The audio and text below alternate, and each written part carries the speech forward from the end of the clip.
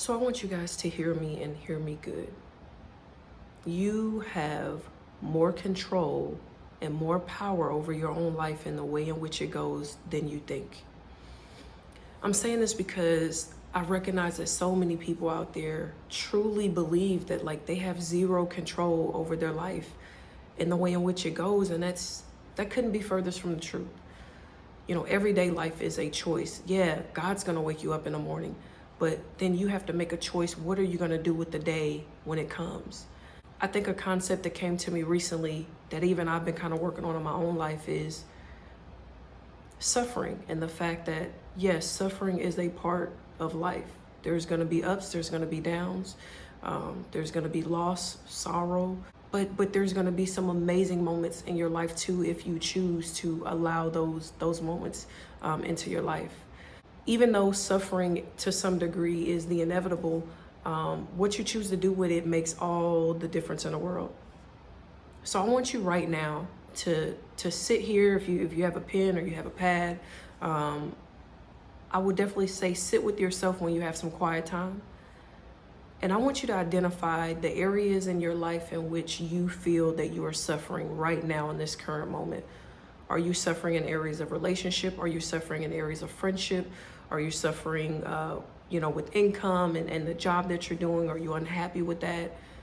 What areas in which you are suffering right now? Underneath that, I want you to think about what you can do, what you actually have some form of control over, and be honest with yourself, even if it's things that you don't really want to do and you don't feel excited to do upon first thought. I want you to think about what you can do in terms of what you actually have control over to meet that need, to get to a place where you can enhance, where you can elevate, where you can grow in those areas that you feel like you might be suffering. So if it's relationships, okay, your relationship's not going the way that you thought that it would go. Is therapy on the table? Are you and your partner on the same page with the fact that, hey, things are they're not like they used to be? We don't really feel like we're growing. We feel like we're sort of in this complacent place, and I don't really know where this relationship is headed. Is therapy on the table? If therapy's not on the table, think about it. What other ways can you get to a point where you and your partner are happy again and you feel like you're much more on the same page? If it's friendships, again, identifying what is going on with the friendship. Do I feel like I have an open enough, a healthy enough friendship with this person that I can sit them down and we can have a conversation and we can identify like, hey, where are we sort of going wrong? Are we pushing each other? Are we challenging each other to grow? Are we helping to sort of elevate each other and propel each other forward? Or is there some way that we're like hindering each other, keeping each other from being our best selves, or showing up in the ways that we want to show up, or being the friend that we want to be? What is it that's causing this friendship to not be amazing, to cause it to not be refreshing to being each other's presence, or when we connect with each other? Like, what is the underlying issue in that? And again, what can we do to resolve it? What do I actually have control over with whatever area of my life it is that I'm struggling? I'll be sort of transparent in this moment. I've really been struggling with friendships.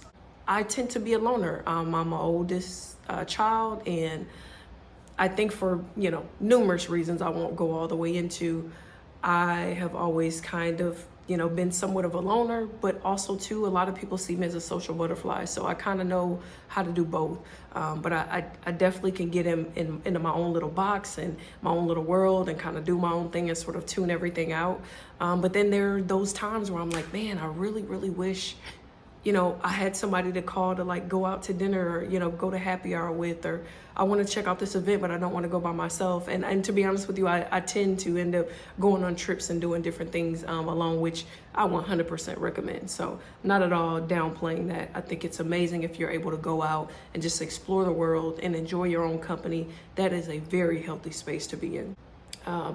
But we are not put on this earth to be by ourselves. So it is good to have connection, and it's good to have community.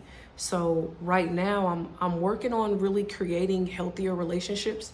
I had some friendships and stuff like that that's kind of sort of been the same way for years and years. We're encountering the same issues over and over. I'm trying my best to put in the work and the effort to do it different, and other people just want to stay the same. And so it can be difficult, but you really need to sit down and, like I said, identify ways in which you actually have control over that you can make that better. So I was sitting back and I said, hey, I don't have the connections that I wish I had. But now I could just sit back like I've been doing and think that all these things are just going to come to me without any effort on my part, but that's really not realistic. So I told myself, okay, well, just what can you do to, sort of seek out those healthier, connections that you've been wanting, that you've been yearning for. So that's going to require me putting myself out there, right?